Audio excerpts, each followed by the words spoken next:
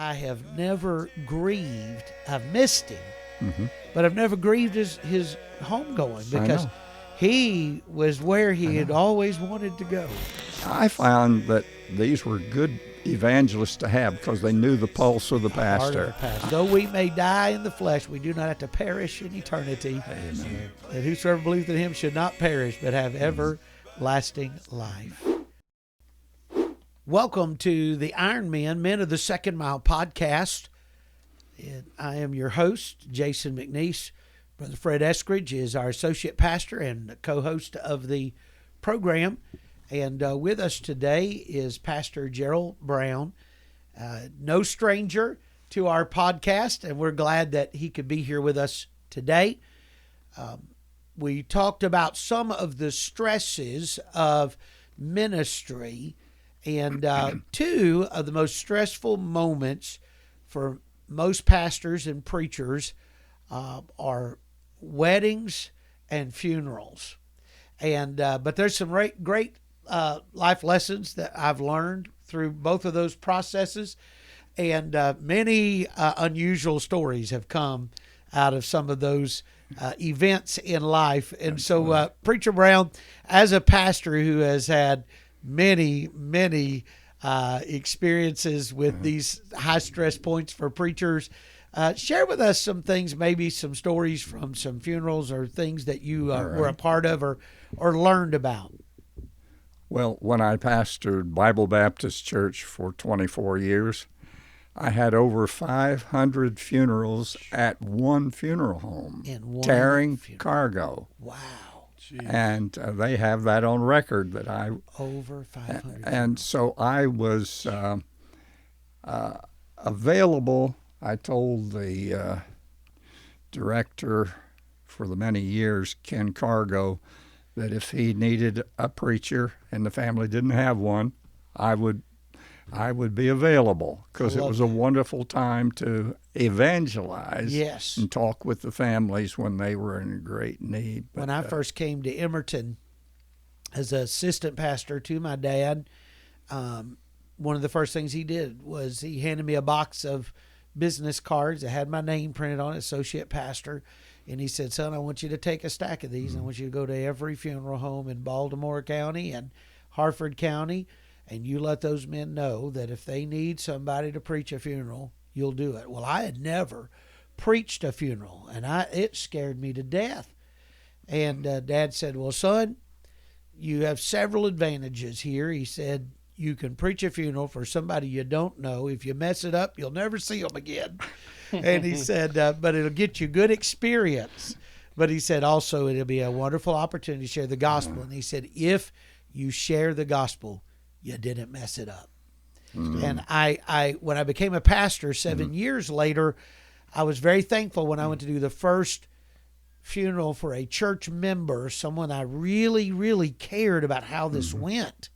My first pastorate, my first church member, that I had already had all these experiences of preaching in the funeral homes. And I don't know how many funerals I preached in those early days, but I did get a lot of wonderful opportunities, and I met a lot of families and was able to pray with and minister to and see some folks come to church from those funerals. So Dad taught me to do the same thing. And I've told Brother Fred, go out and put your card out. He's had a couple of calls, and for folks that just need a preacher, and good opportunities can come from that. Absolutely. But some very interesting experiences can come out of that as well.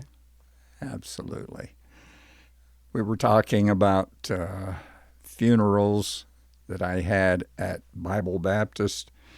That was just at one funeral home, because I had in other funeral homes throughout the county and what have you, Cecil County, other funerals. But I remember a funeral that I had a lady in our church, and her name was Jenny Shankle. I'll go ahead and tell who it was, but I was asked to have part in that funeral service, and so we had the service at the church, and we were at the cemetery, and I was lined up there with the pallbearers waiting for the casket to be pulled out, and then, as the preacher, I normally led the procession to the grave site.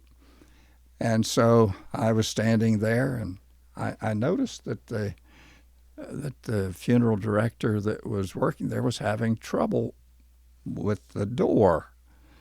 And I stood there, and he couldn't. He said, "I don't know what's wrong with this door." Well, it was a Cadillac, a late Cadillac hearse. But he kept trying to get the door open. He got keys and tried to get, and he couldn't get. It took them 10 to 15 minutes as we stood there waiting for them to get the casket out. Oh, they my. couldn't take the casket out the side. Right. It had to come out the back. back. And so I turned around to one of the family members and one of the daughters. I saw her down between two cars just laughing her head off. Oh, no. Oh, no. And I said, "Ann." She said, "Mama got the last word after all." See, I'm not coming out of here. And about that time, somebody said, "Oh, the parking brake wasn't on." So as soon as they set the parking Did brake, it unlock that it latch? unlocked. Okay. It let the door unlock, and we went on. That's hilarious. Mama got the last word in after all. Oh, that's hilarious.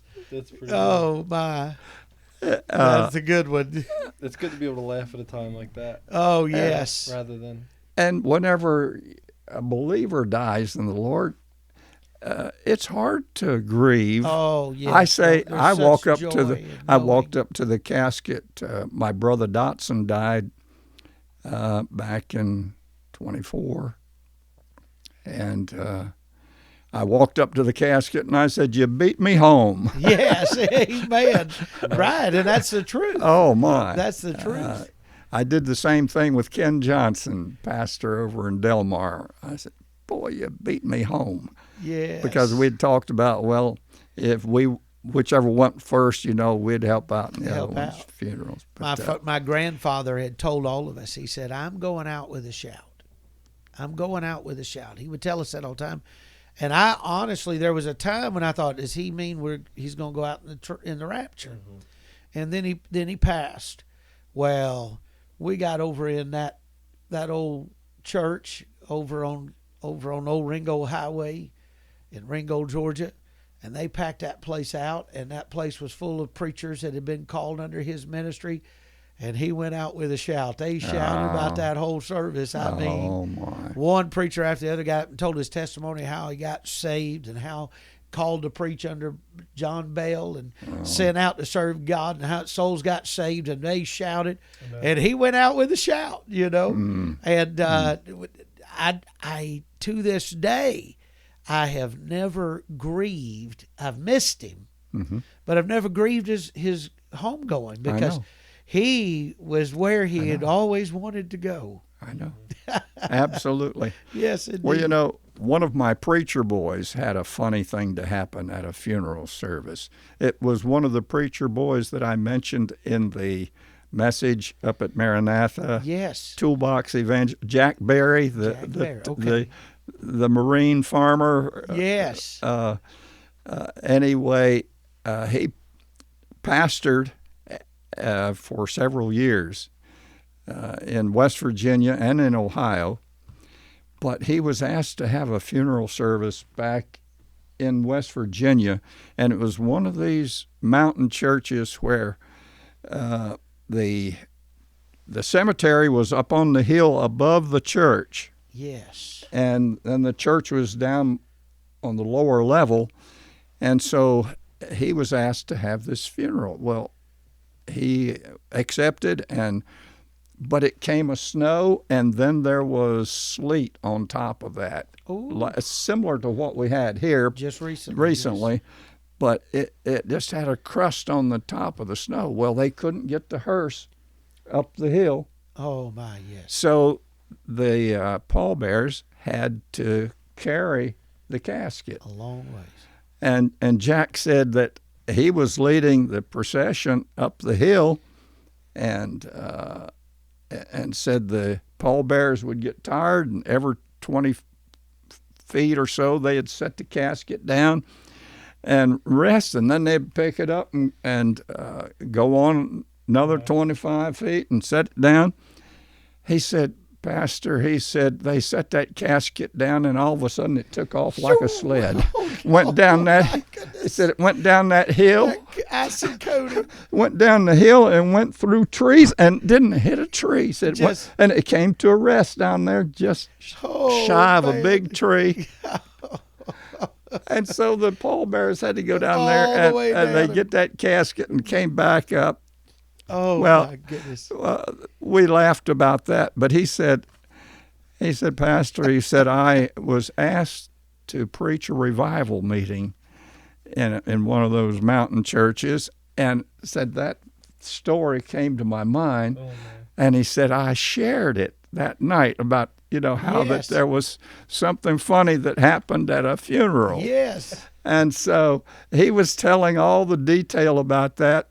And so he was standing at the door greeting, and one of the deacons came up and said, Brother Jack, do you realize that the widow of that man was here tonight? Oh, my goodness. Oh, my goodness. And he said, oh, my. And so he said, what am I going to say to that dear lady? What am I going to say? Well, she came back and he said, ma'am, I'm so sorry. She said, Pastor, you don't have to be sorry. I thought it was funny too. That's good. Yeah. That's a memorable funeral, amen. My goodness. Oh my goodness. What a humorous thing.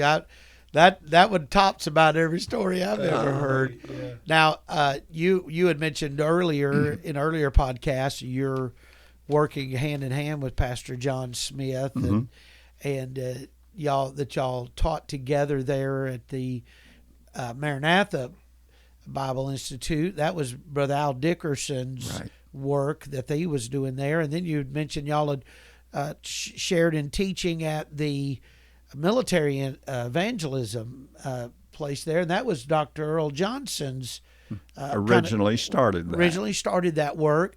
But I think you may have a story about evangelist Joe Boyd out of Texas. Well, Brother Joe Boyd was telling us one day that he was back at the helm of pastoring again. He would be an evangelist for a while. I found that these were good evangelists to have because they knew the pulse of the pastor. I've known several this way, and I've tried to get those to come from my revival meetings. Yes. They knew the heart of the pastor. Yes, makes a difference.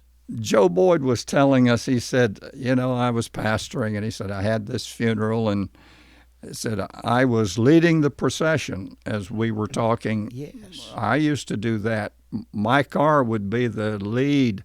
I'd lead them to the cemetery. Yes.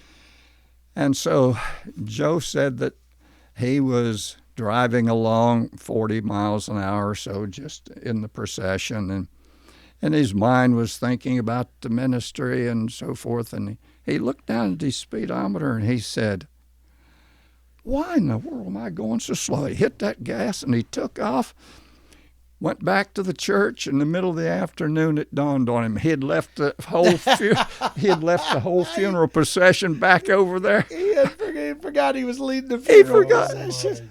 He said, I took off. Oh my goodness! That's hilarious. Now that's a good one. Now, that's a Dr. Joe Boyd story. So slow. I'm gonna have to share that with evangelist Randy over at the Bible camp, and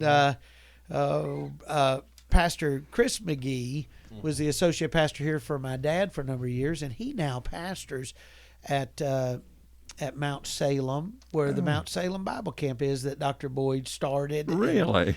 And serves there with evangelist Randy Taylor. So I'm going to carry that story with me when I go to see them and ask them if they've heard that story about Brother Joe Boyd racing away from the funeral procession. Why am I going so slow? I bet they were wondering where he was going and what his hurry was. Oh my, that's a good story. That'll stick in your memory. My first funeral as a pastor was an interesting funeral. You know, I'm a new pastor, and I'm wanting to make a good impression in the community, and I'm wanting to, you know, to do that. And we had an older gentleman, loosely affiliated with the church, had passed away. His grandson was a core member of our church, and so I'm brand new. And his grandson calls me and says, Pastor, would you do Grandpa's funeral? And I said, oh my goodness, you know, I'd be honored to do that. And we're at the highest point on that railroad going through them valleys there in the Appalachian Mountains. So it was a weather apex there. And we would get snow in Rural Retreat when you wouldn't get snow in Marion below us or Withville above us.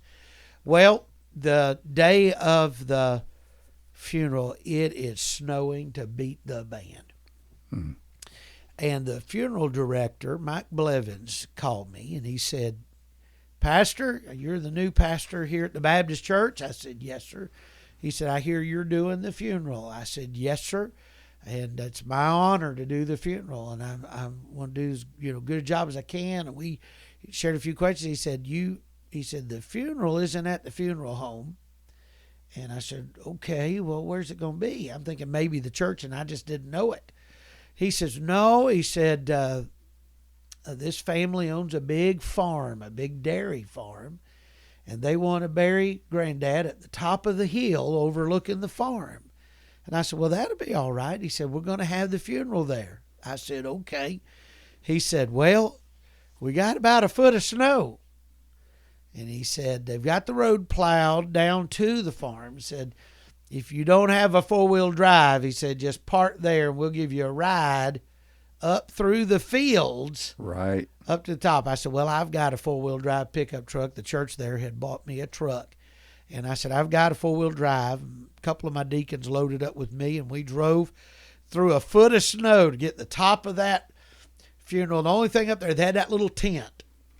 Top of that bald knob, foot of snow, wind blowing, snow coming down. And I had some seasoned deacons, really good, godly men, dear friends to this day, the ones that are still alive. And I'll never forget, we got to the top of that hill, and Brother Bill Jones was the chairman of the deacon board. He leaned over and said, Preacher, there's nothing between us and the North Pole but a strand of barbed wire. This would not be a good time to get long-winded. And I said, Brother Bill Jones, duly advised.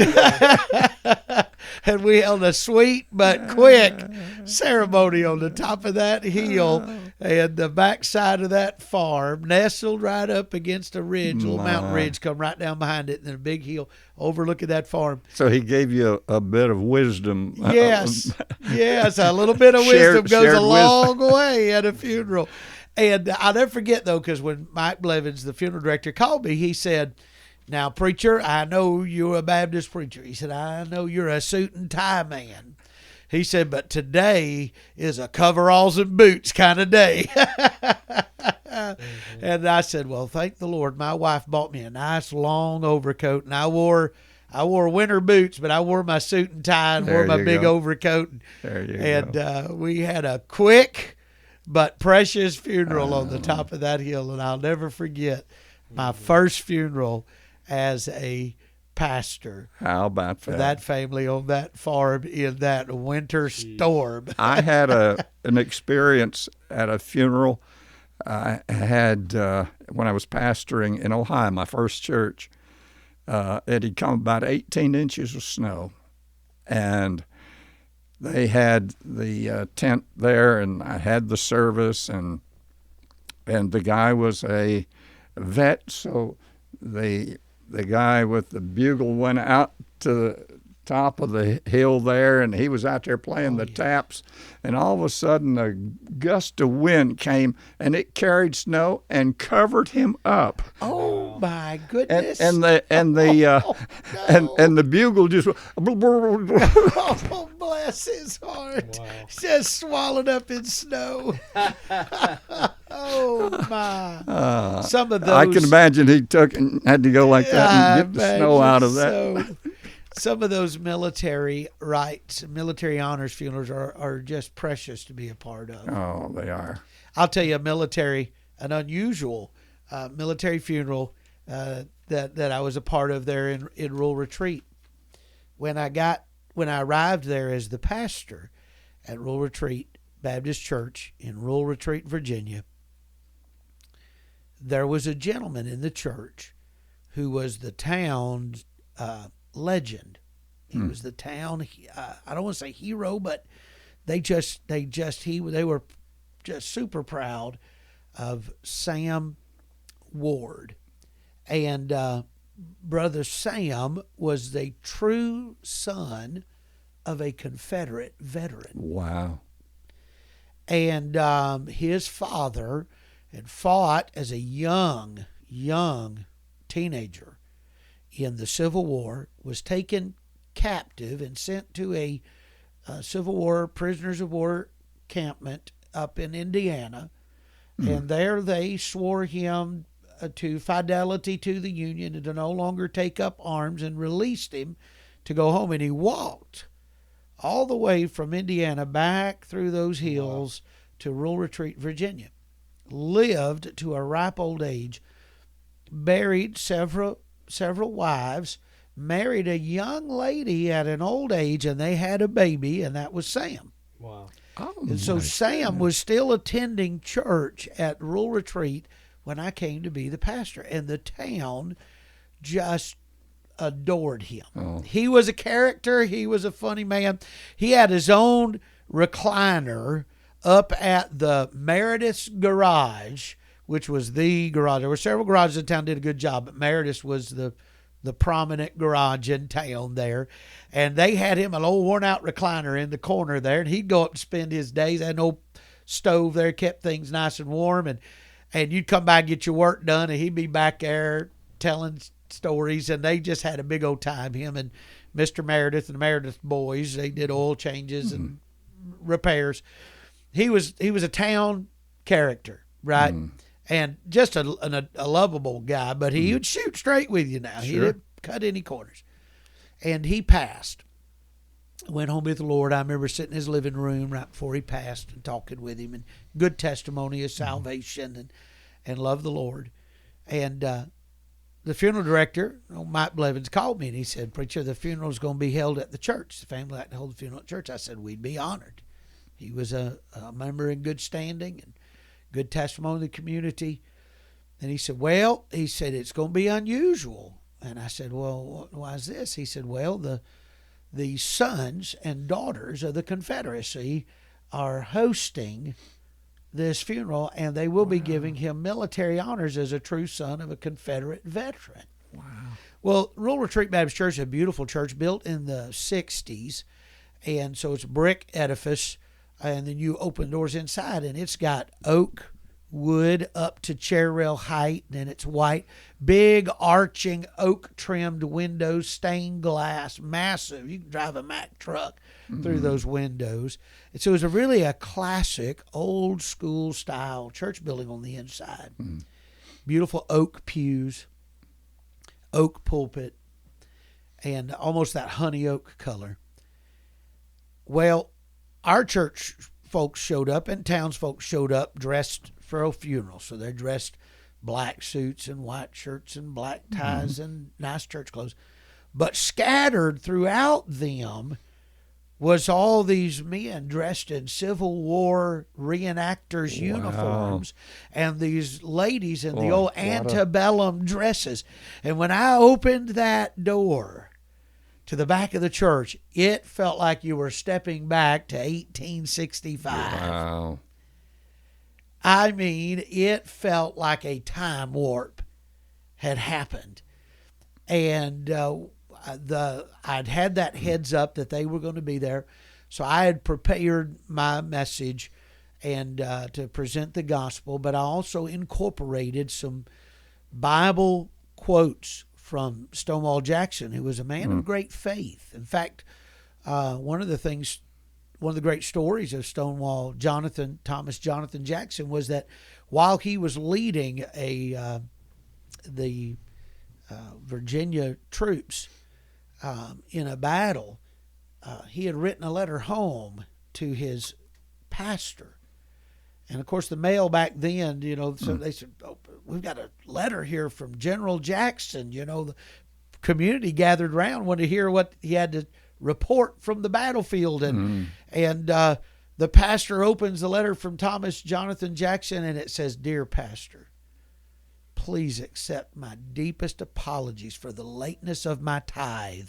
How about that? And he was a man of great faith. He said things like, the reason that he said, "Because of my faith in God and my trust in his providence, I am as comfortable on the battlefield as I am in bed." Wow. Statements like that. Wow. And I used some of those statements to tie into Sam Ward's history, and we preached the gospel and had a great opportunity there. Then in the fellowship hall afterwards, I'm surrounded by all these guys in the uniform, and they did the 21 gun salute at the graveside with those old muzzle loaders, and Black powder. yeah, smoke. black powder, smoke everywhere. And it was like being in a time warp. And those men came to me and said, "Preacher, we'd love for you to be our chaplain. We would love to be the chaplain of our division." They gave me an honorary membership in the Sons of Confederate Veterans. I had to prove I was a son of a Confederate veteran, but they gave me a free honorary membership into the Sons of Confederate Veterans.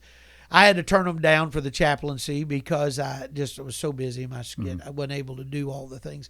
But it was such an honor to be a part of that. Young And a preacher unique- like you getting a chance to go all the way back into the Civil War. It felt Oh, my goodness. It felt that way. It really did. And of course, a funeral in a lot of ways is a timeless event. I mean, Right. they've been done in similar fashion for thousands of years. Surely. As we gathered on that hillside, around that graveside, that is a timeless event. As long as man has been on the earth, they've been standing around a graveside, putting loved ones to rest, because God gave us the promise that if you sin, death will come.